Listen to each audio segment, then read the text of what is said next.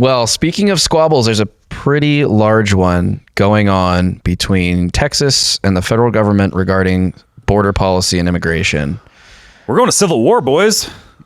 It doesn't look very good at this moment. Why don't we lay the groundwork? Where are we at on this? We got a great Fox 4 story that kind of summarizes it before we can break that in. The state of Texas continued adding razor wire along the southern border despite a U.S. Supreme Court order earlier this week. And on Monday, the High Court threw out a lower court decision. It means federal agents can resume cutting razor wire, but Governor Abbott says the state will keep adding more wire, saying the state's constitutional right to defend itself outweighs federal law. That's pretty much what happened. Oh boy. So Texas has taken it upon itself in the absence of the federal government presence to protect the border. They've decided we're going to put in razor wire ourselves. We're going to protect our own state's border. Mm-hmm. The feds then sued them to stop that. It got elevated all the way to the Supreme Court. The Supreme Court sided with the federal government, right? Saying, nope, actually the federal government does have a right to, dictate what border policy is. And then most recently, yesterday actually, Governor Greg Abbott issued a letter saying, nope, we're going to rely on a particular clause of the Constitution to sustain our state's right to defend our own border. That's right. Is that accurate? Yeah, the operation is called Operation Lone Star, which was started in 2021. And it's a bunch of stuff that you've seen in the news, right? Everything from shipping illegal immigrants to sanctuary cities all across America. I mean, mostly blue states. Hosting governors and congressmen and senators down at the border. You've seen that a bunch over the last couple of years. That's why that uptick happened on social media and things like that, both because it kind of proved to be a great way to get views and it's part of the program. Installed barrier buoys, in the actual river, and then installing razor wire. And the razor wire has become kind of like a big part of this, like those big coils of very sharp wires that unfortunately some of these illegal immigrants with their families have tried to crawl through, and people died. So the argument from the government was that this is actually an impediment to the federal government doing their job. So interesting. So this is about the federal government actually protecting the border, quote unquote. That's their argument. So there was one more thing. What's interesting here that I thought was how is this not already a thing? Was they actually passed a new law with Operation Lone Star to allow law enforcement to arrest illegal immigrants for trespass. Interesting. Yeah. And it wasn't, I got some more research to do to really figure this out, but the trespass in America sort of thing versus trespassing on private property, of course, is already illegal. But then it's typically more designed for other citizens to be held under trespass under civil law. Mm-hmm. So this is a way to do that with state resources. And so that is the whole contention around Eagle Pass and this town that has sort of become a hotspot for illegal border crossings, where the state has mobilized National Guard units, and they're really trying to concentrate their attention and focus there. Yeah, right. So, and it's specifically actually it's to create barriers so that they actually go to the legal points of entry, which they're 120 different legal points of entry. Yeah, but it's just saying, yeah, you can come and try to, come here as an asylum seeker, but you got to do that in an orderly fashion over at the spot that's designed for that. You can't do that here. Right. And the argument from the governor's office in Texas is saying that the feds, by removing these barriers, are actually incentivizing migrants to come to the illegal points, which are incredibly dangerous. Yep. People have drowned in the river, and obviously you said have died trying to get through the razor wire, which is not a good idea. Mm-hmm. So where are we at now? We've got Texas basically planting a flag saying, nope, we're not going to respect federal supremacy on this issue. And the feds now haven't said anything back to the state of Texas, have they? Basically, they said that this is all a game, right? This is Republicans playing with the lives of these, poor victim migrants. That this has nothing to do with actual border security. In fact, it's an inhibitor of border security. What's interesting here is that we don't really know the Supreme Court's point of view on this, right? The two arguments, right? You have Texas saying we have a right, a necessary duty to protect our borders and our state and our people, and the federal government is refusing to do its job, so therefore we have to do it, and we're going to do it. And the federal government saying you guys are just doing this for the photo op and just to look good for your voters. This actually isn't making anything better.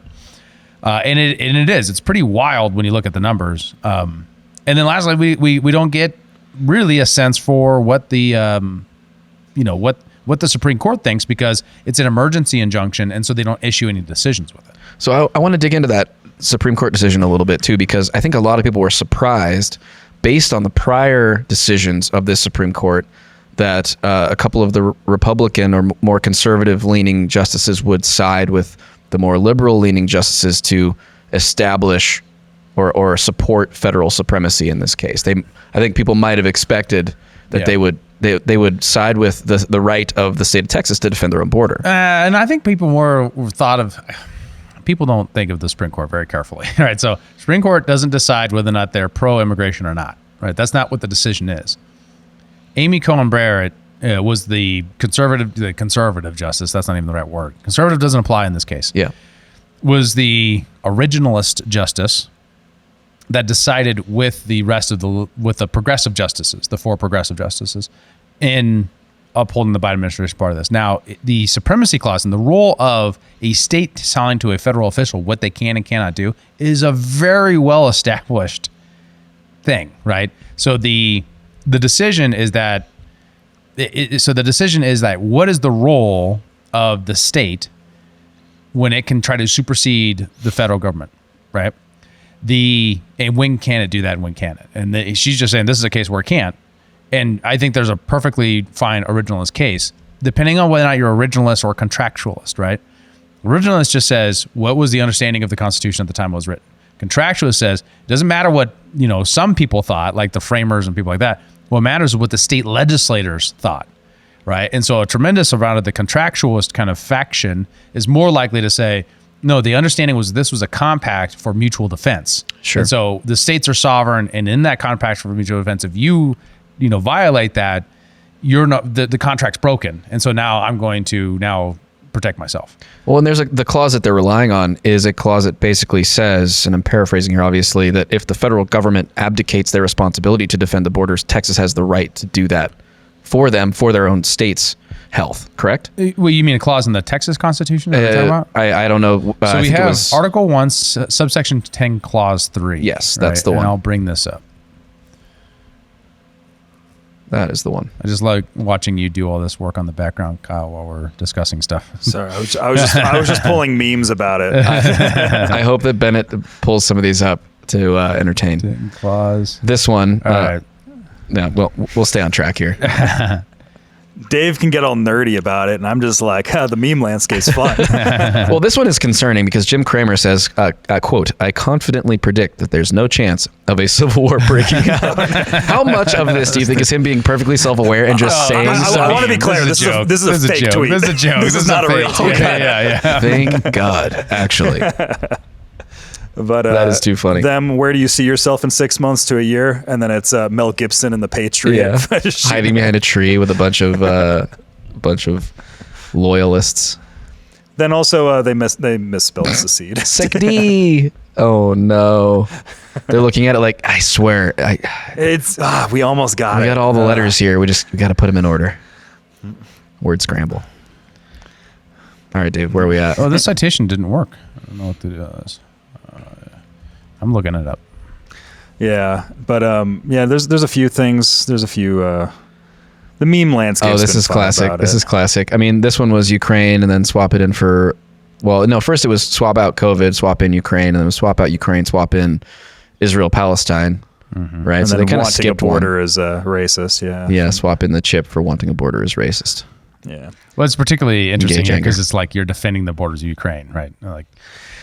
Yeah, that's true. Didn't really put that together, but yeah. Yeah. So in Abbott's response, what he says is Article 1, subsection 10, clause 3 acknowledges, quote, the state's, end quote, sovereign interest in protecting their borders, which they argue is the refusal to enforce the border has triggered this right that they say is acknowledged in the Constitution. But there's no like overt part of the Constitution that says, if there's a rebel president, you can do this, right? It's an applied and novel legal argumentation, right? Okay. Which is indicated by a Scalia argument from a prior case, but it's actually a dissenting opinion, so therefore it's not like it's not legal precedent. Status. Yeah, it's not a precedent in the real sense, right? So it's a very interesting legal debate. I don't think people are kind of talking about it right. Like most people, what is some of the first like reporting on is like the Supreme Court betrays Trump as the framing, or like the Supreme Court betrays the conservative movement. It's like, well, you don't understand. Like a lot of these things are made on unlike most areas in politics, are usually actually decided somewhat on principle, right?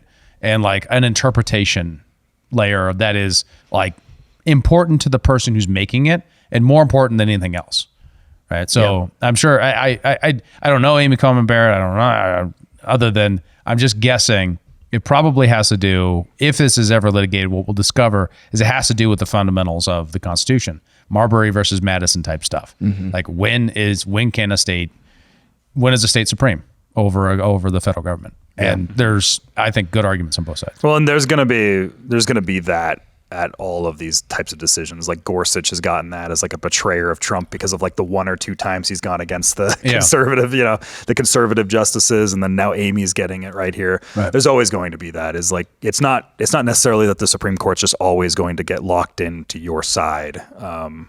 Even if you appoint them, right? Yeah. The whole point of having an independent judiciary that's separate and for life and all that kind of stuff is to prevent favoritism of that kind.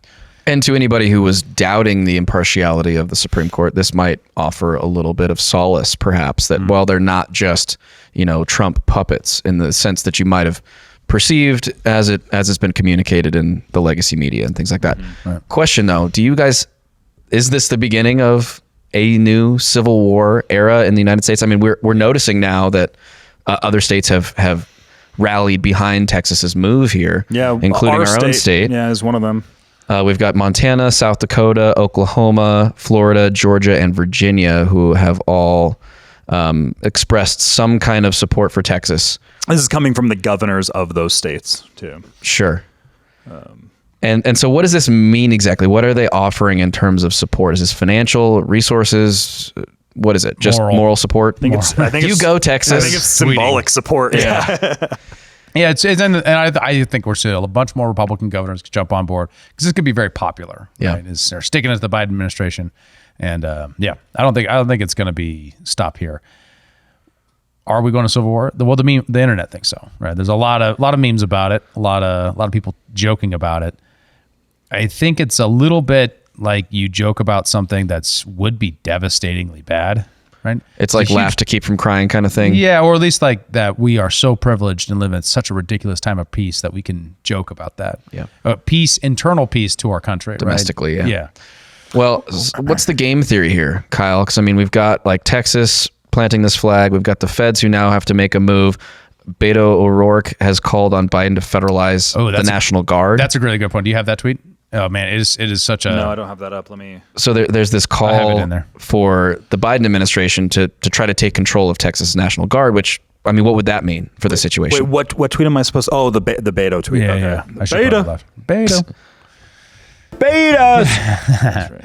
Yeah, and this is interesting because what he's drawing is this argument that this is analogous to the busing situation during Jim Crow.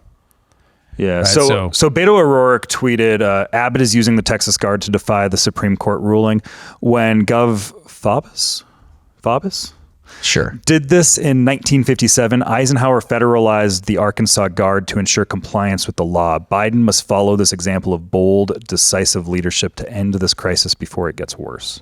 So what's going on here is what he's referencing is Brown v. Board of Education, which said you can't have segregated schools. There was an order saying you had to integrate the schools by 1957.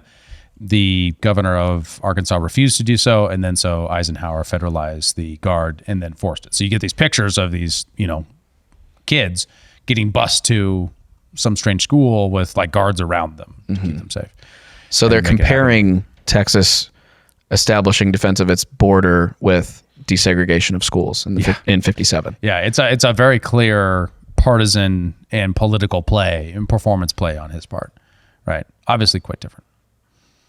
But so what effect is this going to have on the broader conversation? Do you think the Biden administration will actually do this? Well, I think this is an appeal that is going to. I don't know how it's going to be interpreted. Obviously, so the governor is going to appeal great to Republicans. Republicans understand that there's a huge problem at the border. People in Republican states in Texas and Florida and probably have a pretty big identification with this problem, right? Yeah. Does the rest of like the people who determine elections in the middle of America, do they know or care about this issue? I don't think as much.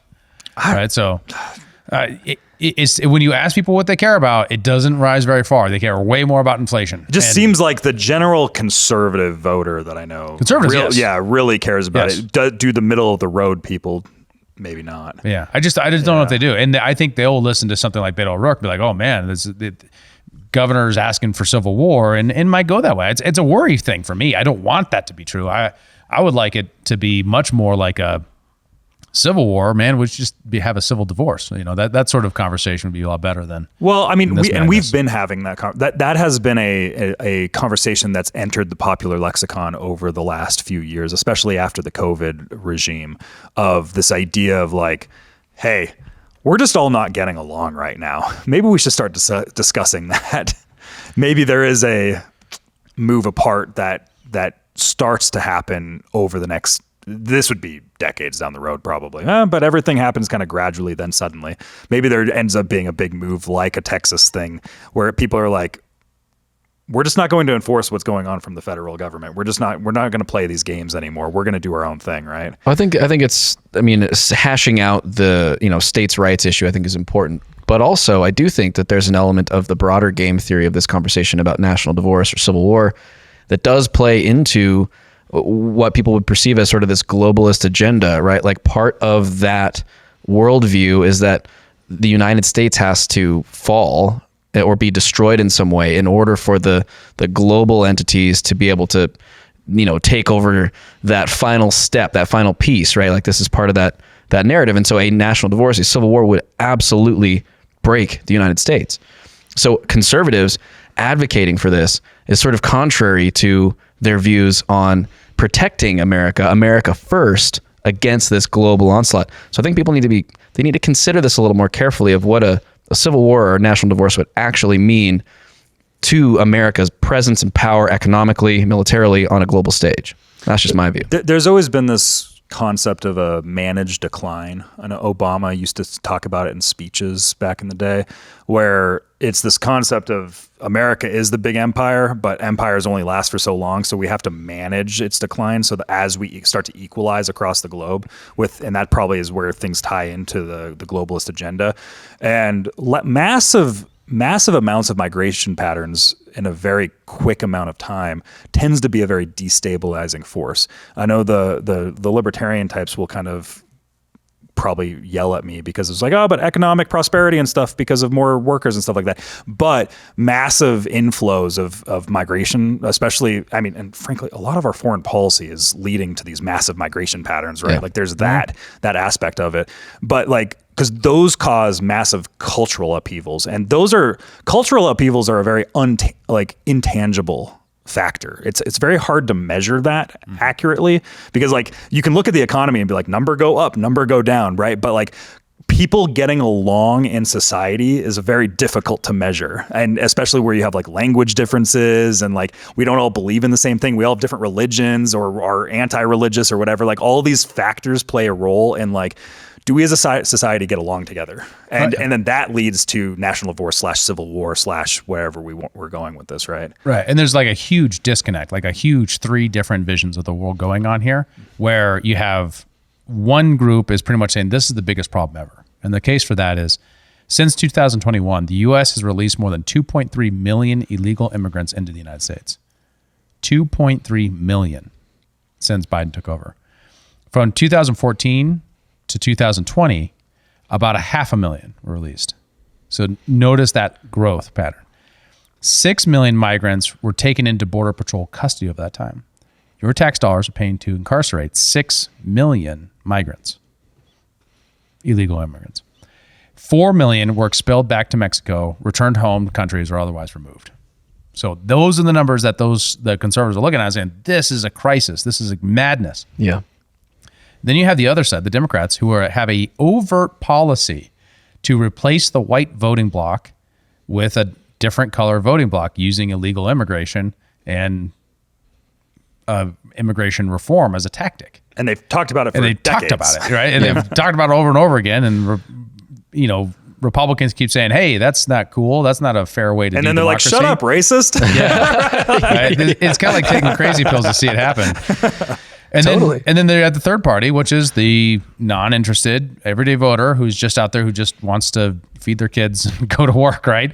And they're not seeing the problem, and they don't agree with the tactic or really even know about the tactic existing, and they just see like, hey, what I would like is just a compassionate, border policy that allows us to bring in people who add to our country and keep out criminals and people infected with dangerous diseases. Which I think is where the average American. That's where everyone's at, right? Like that's where the average.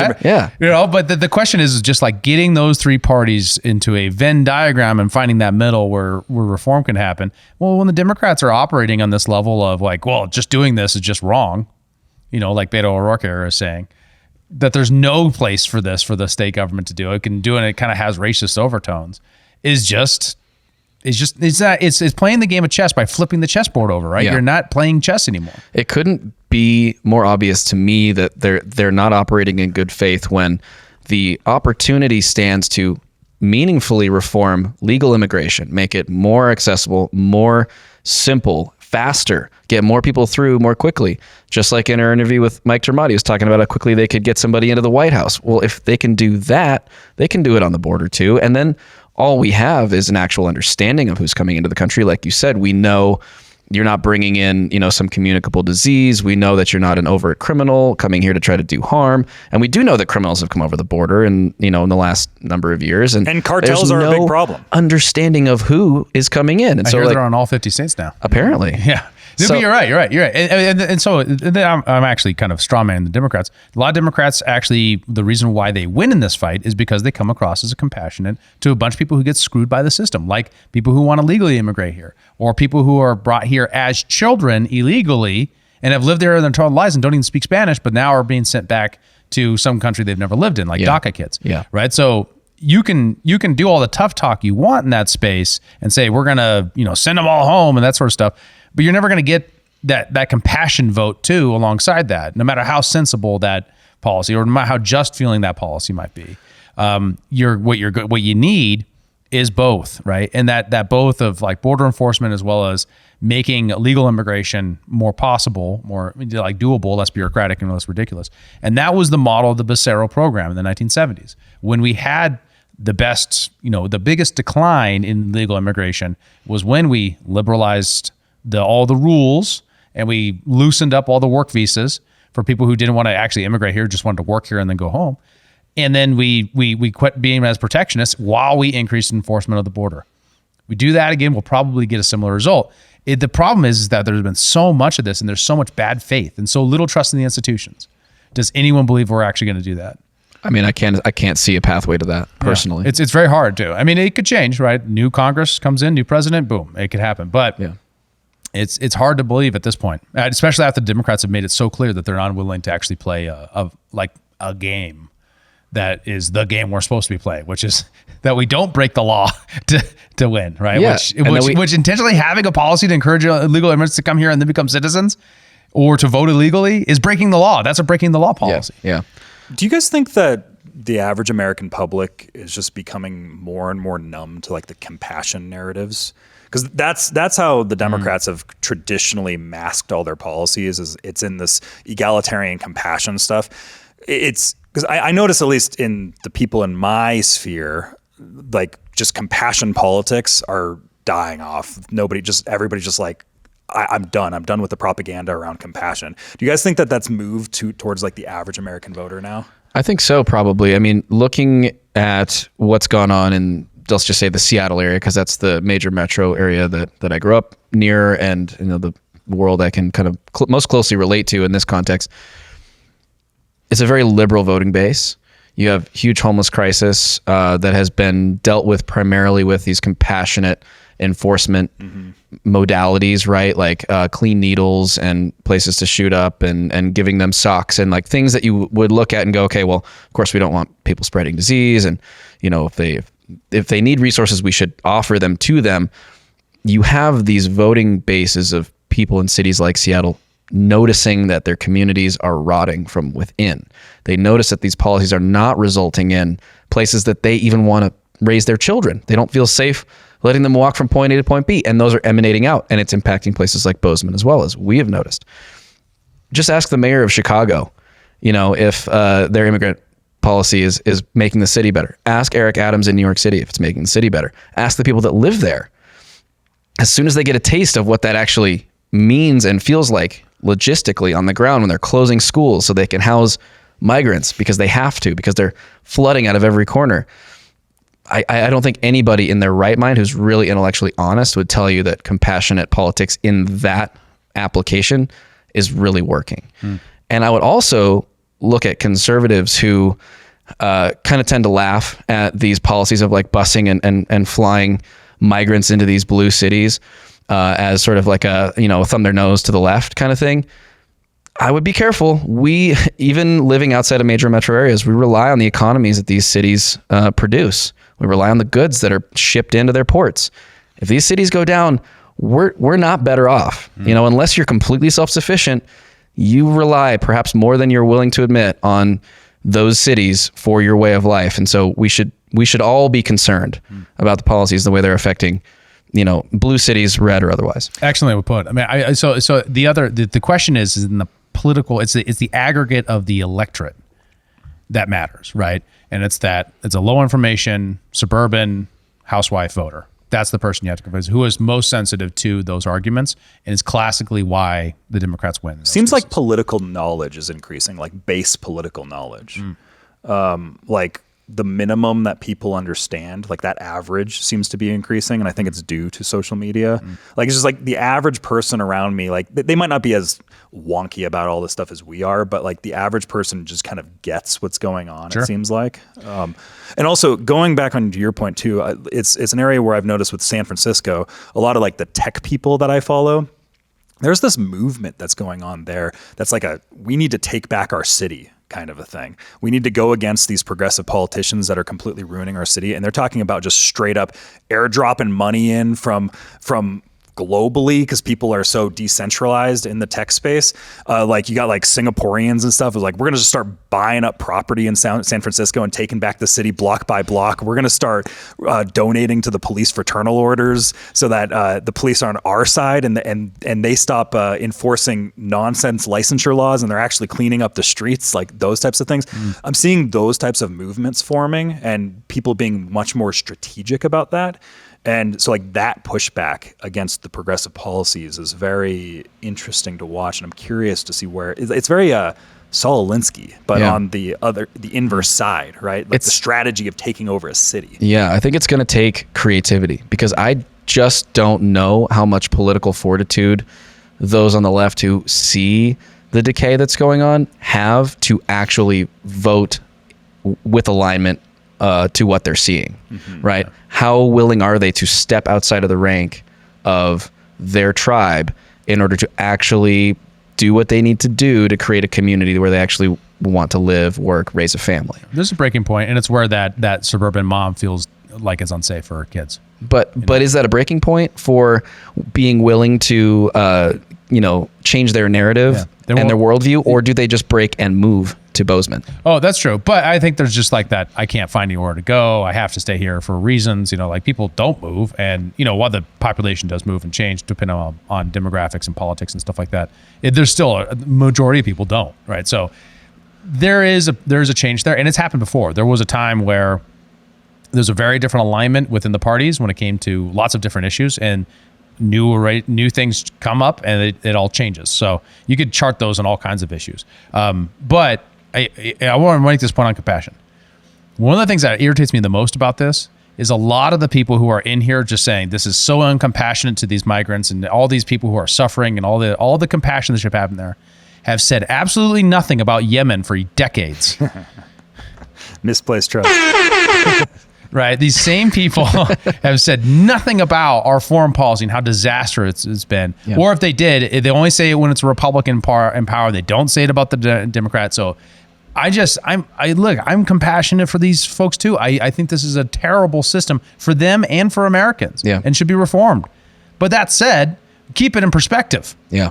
right? And the absolute devastation wrought, and now the financial cost to Europe by the shutdown of the peninsula, the Red Sea, is going to be tremendous, and it's based upon America's foreign policy and our agreement with Saudi Arabia and everything we talked about last time. So just don't come to me with that unless you're also advocating for the other thing, because it just shows that you're only doing this to try to make Republicans look bad.